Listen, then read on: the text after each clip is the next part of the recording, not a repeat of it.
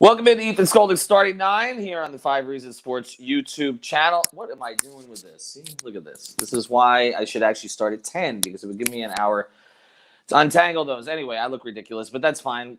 I don't look as ridiculous as one of the teams in town. All right, Ethan Skolnick starting 9 here. I'm going to be here till 9:30. Make sure you catch yesterday's episode as well. We're going to be talking about both teams today in the market. Well, I mean, there's more than two teams, obviously, but the two teams that get the most attention, the Heat and the Dolphins today. Before we do, I want to tell you who we're sponsored by. We are sponsored by Underdog Fantasy. Underdog Fantasy is where you want to go if you want to draft teams sort of on a nightly basis, okay? So this is not just the up-down, although they have that on the site as well. But if you go to UnderdogFantasy.com and you use the code 5RSN, that's the code 5RSN, they'll give you $10 to play, and they've got all of these great drafts that you can do on a nightly basis that are like $3, $5, where basically you can like pick players, draft a team for a night, basically. That's it. You don't have to draft a team and live with it the entire season. I mean, that's what the Miami Dolphins have to do. You don't want to have to do that. You just want to draft a team and then forget about it the next day if it doesn't go so well, right? If you draft an Austin Jackson, you don't have to deal with it anymore after that day. Now, you wouldn't draft an Austin Jackson because I don't think you draft offensive linemen, and you would never draft Austin Jackson.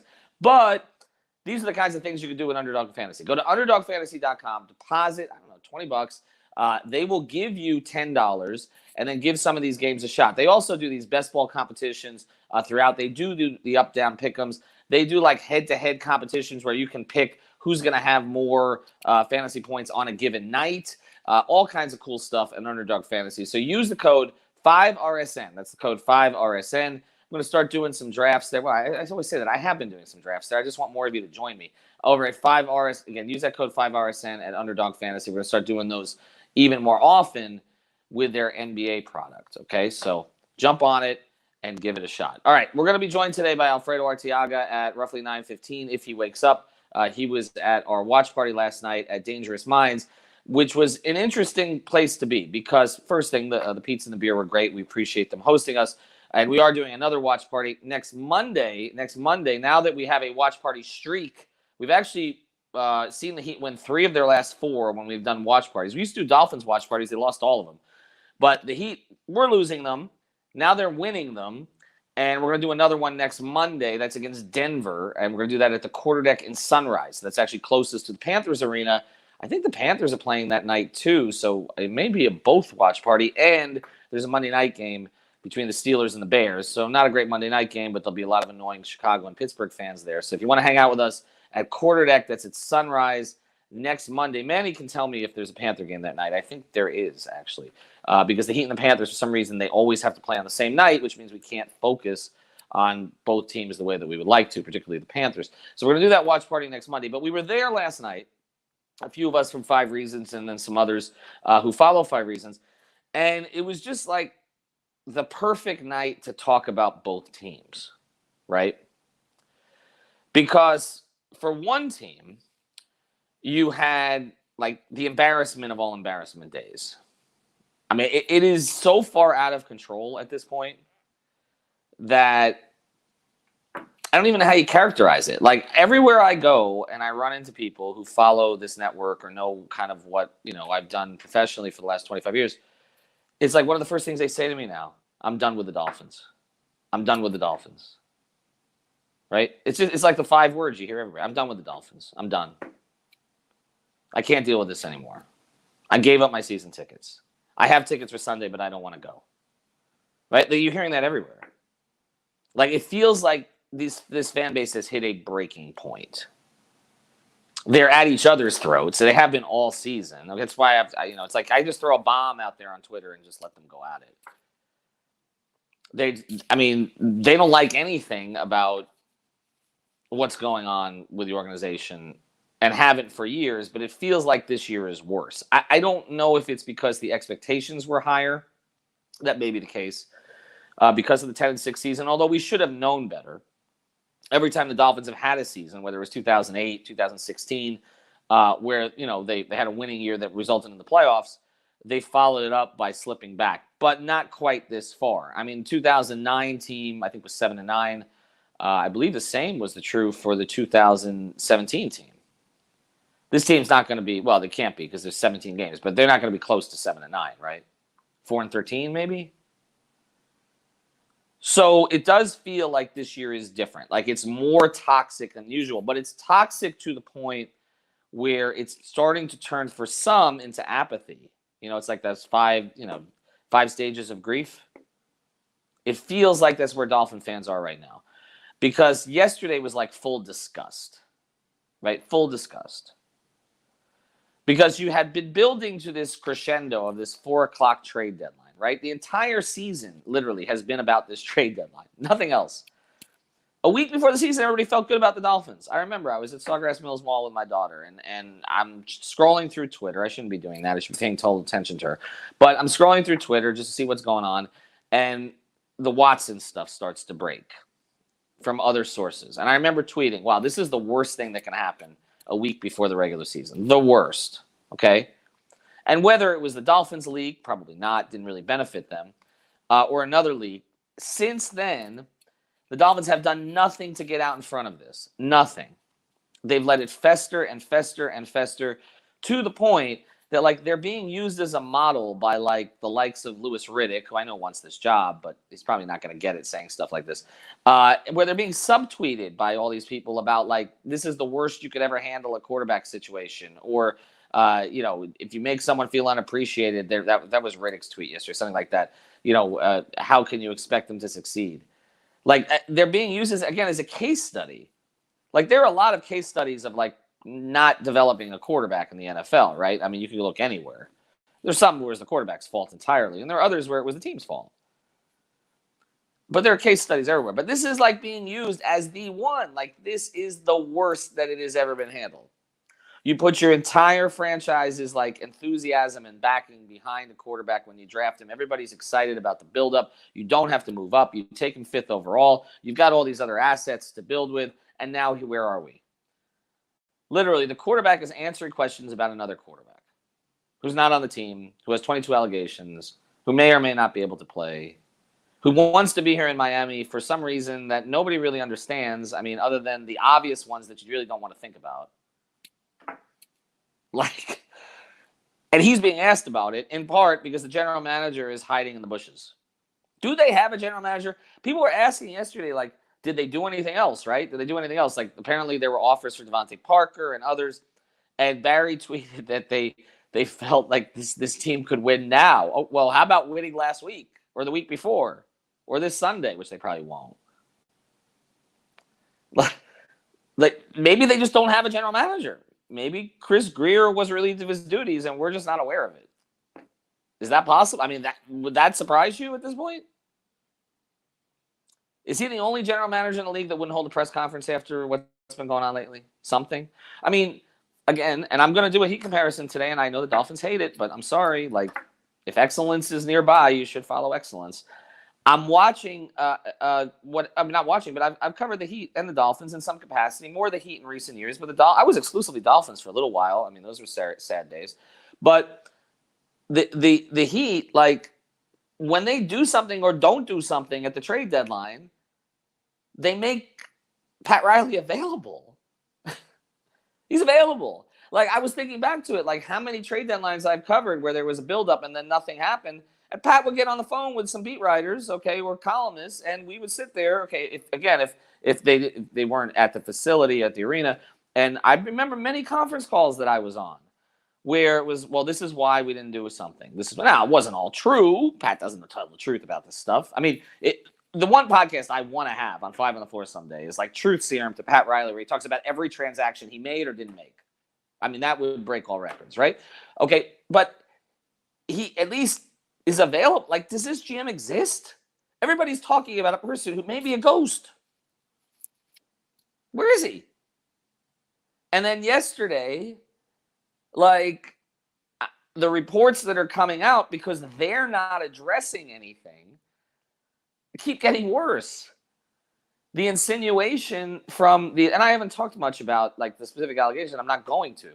But, like, the insinuation from Watson's accusers, collective attorney that was reported by Mark Berman, who is a very well-known Fox TV host who breaks a lot of news in Houston, that that the Dolphins in some way, it was hard to really gauge it, but you don't know why he put this out there. Otherwise, I trust Amber Wilson, who, as many know, has been in sports media down here for a while, but also, is an attorney.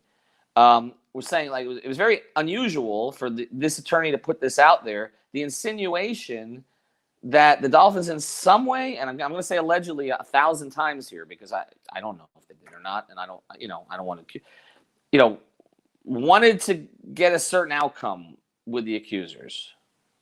That's what this tweet implies. Again, allegedly. I'm not saying they did it, didn't do it. I'm just saying that is sitting out there on Twitter.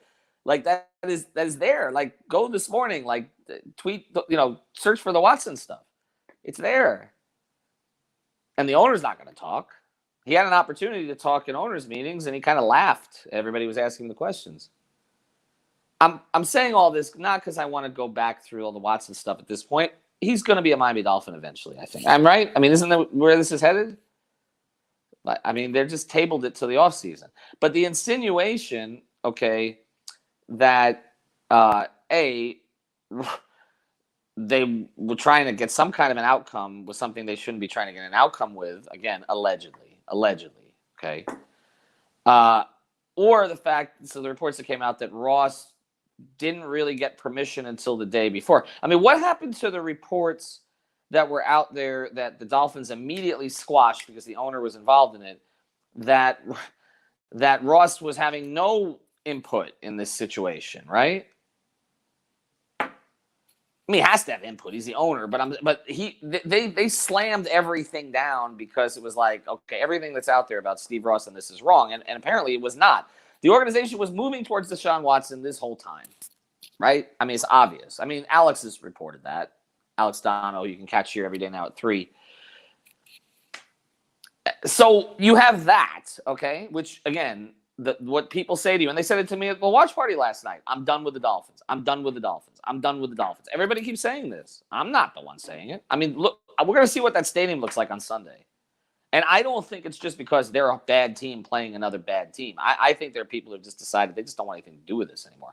As opposed to, I know you've been waiting 13 minutes for this, as opposed to what we saw at the watch party. The Miami Heat are operating as an organization right now at probably the highest level they've ever operated at. They just are. Because we can talk about the big three and, the Zoe Timmy teams and all the rest. But the thing about the big three is, I mean, let's be honest, okay? Pat had something to do with that. Dwayne had more to do with that, okay? LeBron wanted to play with his best friend, or one of his best friends who became his best friend while he was here in Miami. Pat had something to do with it.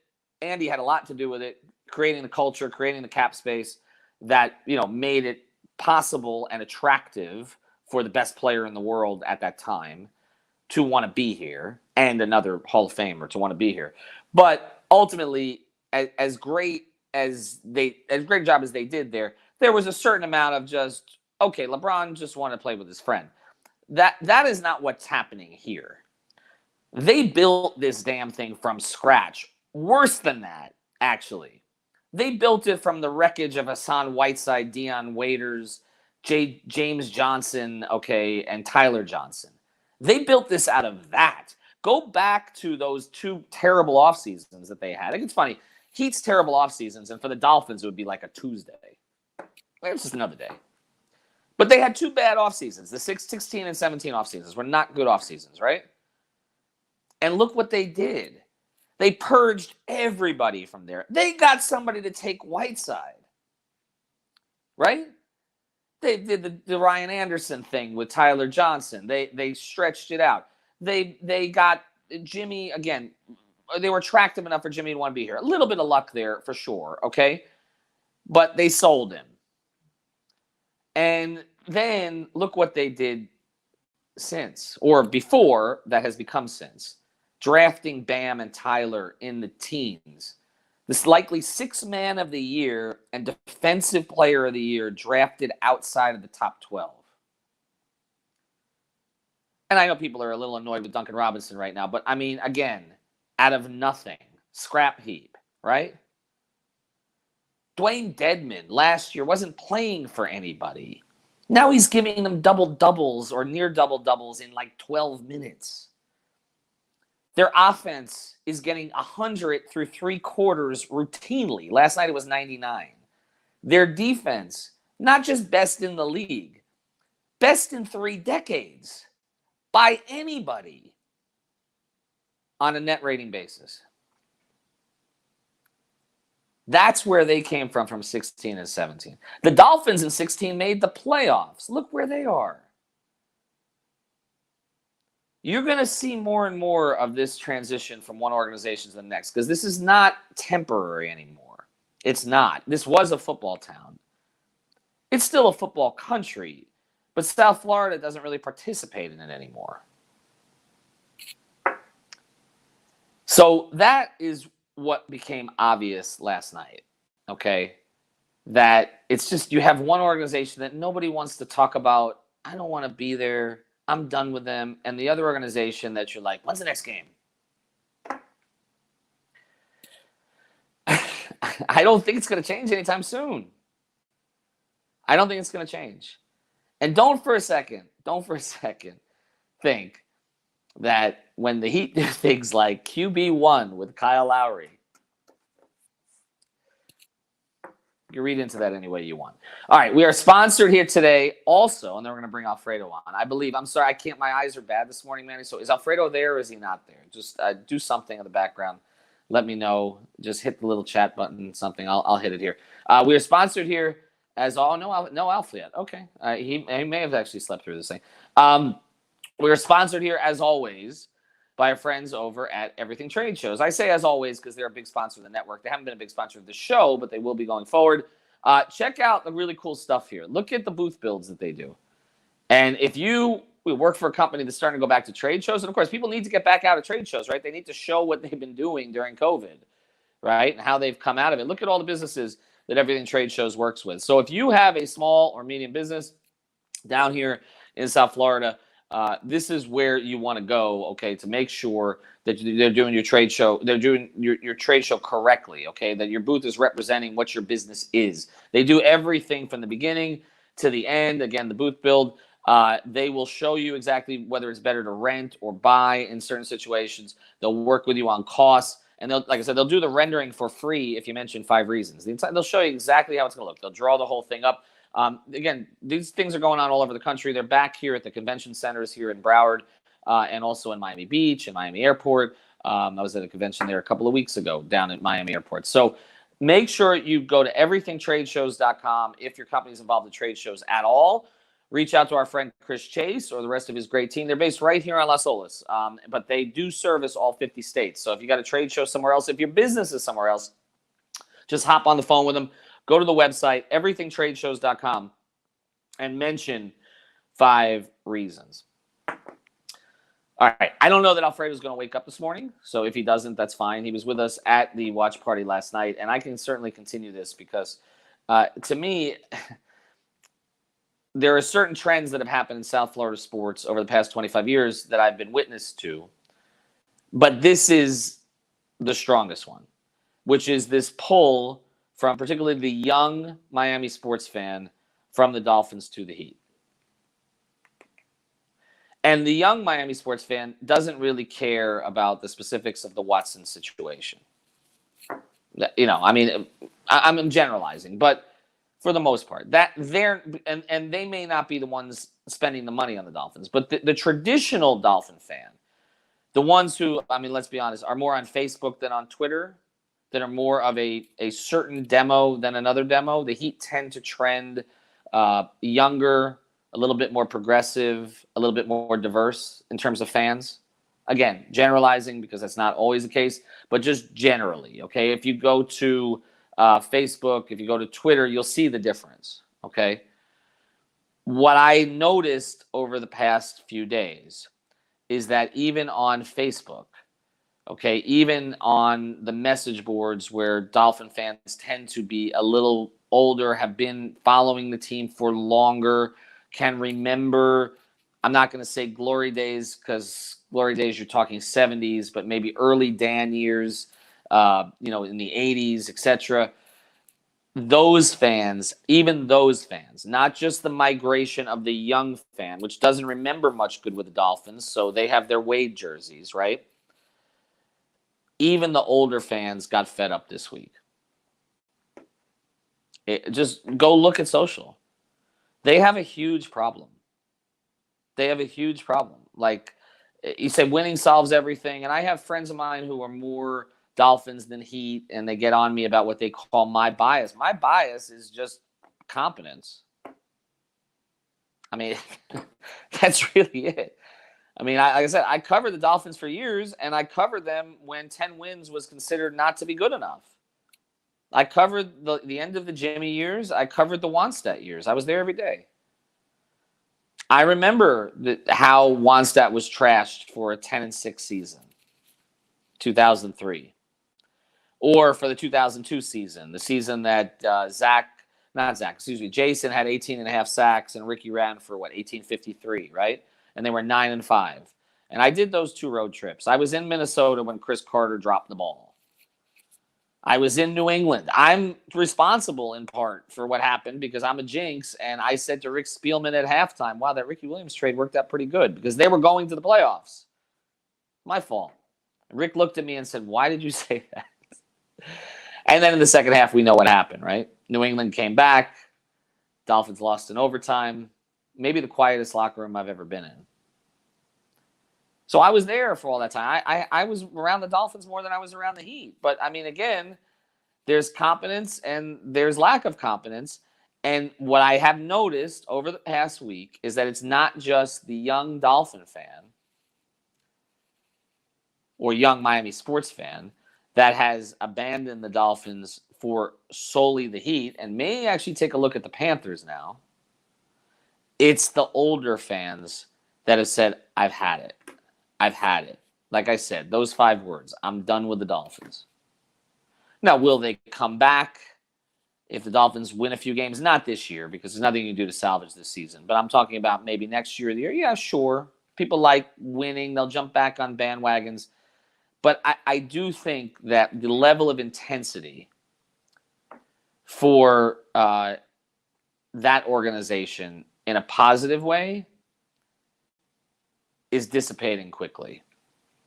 It is. I mean, I'm going to go on these message boards today and just take a peek. I don't post. But I'm going to take a look and just see what's out there. But you have a lot of people on there saying, I don't want to deal with this. I don't want to know. I don't want to know what Steve Ross was doing or where Chris Greer is or what happened to Brian Flores this season as compared to the past 2, where he seemed to go against everything that he did for the first 2 years. I just don't want to know anymore. That's what you're hearing. That's what you're seeing.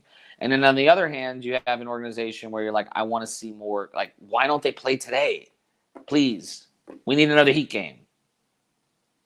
And Panther fans are excited too, and they should be, about their product because that was an organization that was lost at sea for a very long time, right? How many different people we talk about the Dolphins brought in Parcells and Saban and all these guys. How many different people did the Panthers bring in to try to fix that thing, right? I'm going past Talon, who had won championships in Chicago. Obviously, now we look back at what's going on in Chicago.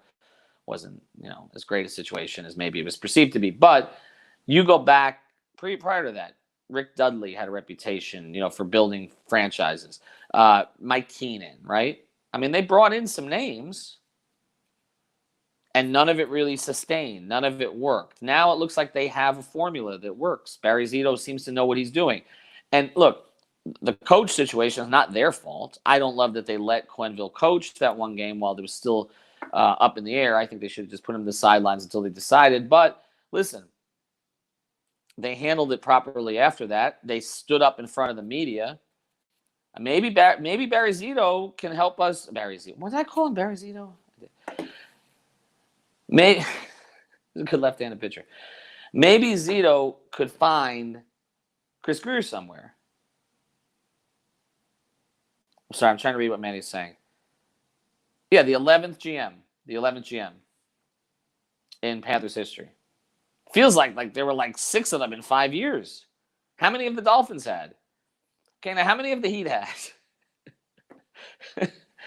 I mean, the only reason that the Heat's general manager has changed over the past 25 years is because they decided to give Andy Ellisburg a bigger title. It's the same.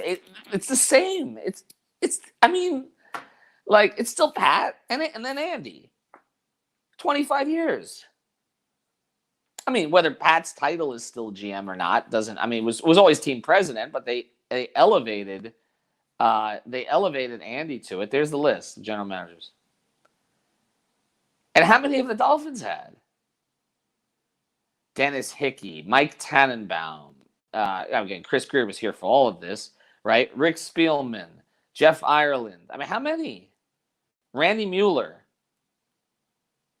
I remember when Saban was here in 2005, 2006, and they gave him Rick Spielman. The Dolphins kept doing this thing, where they would keep the general manager for 1 year to work with a new coach, right? So you had all these guys that didn't have any relationships with each other. So you had, after Wannstedt, with Wannstedt, it was Jimmy, right? And then Wannstedt comes in because Jimmy didn't want to coach anymore. So Wannstedt was basically coaching the team Jimmy's last year. And then, then he leaves, so Wannstedt gets promoted, so they give Wannstedt the authority to hire his general manager. So he brings in Spielman, but then they switch the roles, so Spielman ends up getting final say over Wannstedt. And then after that's over with, they keep Spielman around, who, by the way, is still working in the NFL as a general manager. It worked out better for him elsewhere than here. Same for Ireland, by the way. It works out better for everybody somewhere else other than here. And they basically then had Spielman with Saban when they had no relationship and they weren't speaking. So so Saban replaces Spielman, brings in Mueller. Saban bolts for Alabama. They keep Mueller to work with Cameron, and we got 1-15. Right? Then they finally aligned the thing in 2008. Bill Parcells is going to do the Riley thing. He's going to build an organization down here. No, he came down to play the ponies and play golf. So he appoints Sperano and Ireland into those two roles.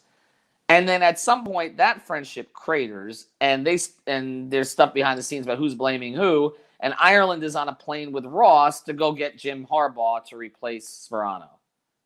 I mean, that was 12 years ago no, actually, it's a little less than that. 10 years ago that happened, right? It literally repeated itself this season. You have someone in-house, and the owner is out there investigating someone else while the person is in-house trying to do their job. And every bit of it gets out. Not because the Dolphins are actually, their general manager or owner is meeting with the media, but just because it gets out, because it's sloppy. It literally just repeated itself 10 years later. And that's what I'm talking about. So you're on Twitter last night or on Facebook last night or on any of these other apps or media platforms or message board platforms, and everybody is saying, and the older fans are like, this reminds me of the Sperano situation. You're at the point where, like, Dolphin fans who have PTSD about previous situations, right, get to relive them all the time because they repeat themselves in the organization. Whereas the other organization, what are you doing? Wow, this Heat team is really good, right? Are they better than the Big Three team? Are they better defensively than the late 90s team? Will they come together the way that the 2006 championship team did?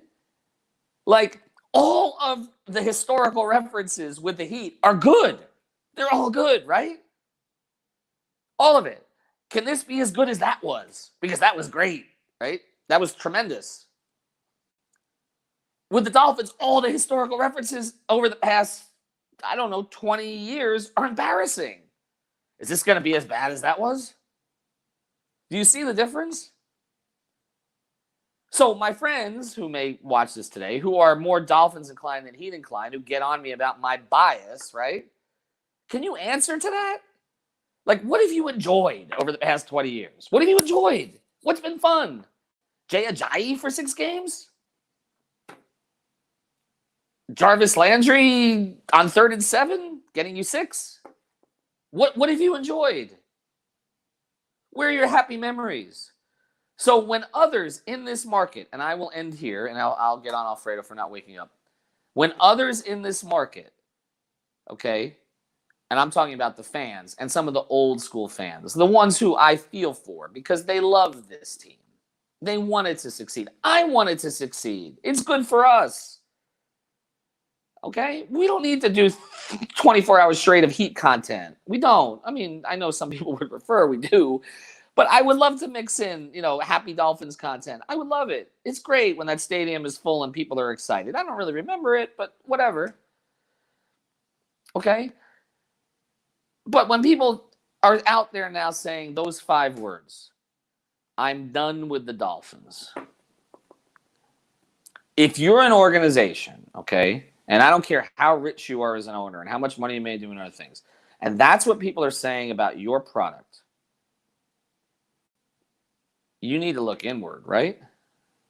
Like, what are we doing wrong? Why do we keep repeating these mistakes? I'm going to leave you on a happier note.